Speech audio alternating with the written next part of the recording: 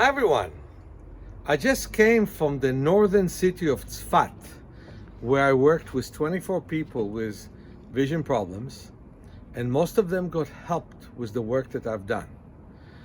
You know, you go and you visit the optometrist who gets you to look at an eye chart for 5 minutes, and then he or she decide how good your vision is. Vision is much more than what you read on this chart. Vision is what you see in the side. Vision is the different colors and the different colorations that exist for you, different hues.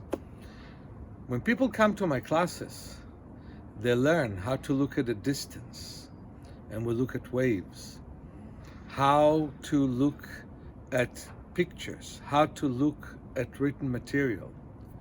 And very quickly, people start to see better. We add to this a lot of movement and body work. So my work from the 6th to the 11th of February could be a life changer for you. If you were able to see this on the chart, when you finish, you may be able to see this on the chart. It's only a question of determination. And if not during the class, during the year. So please come, we have work to do.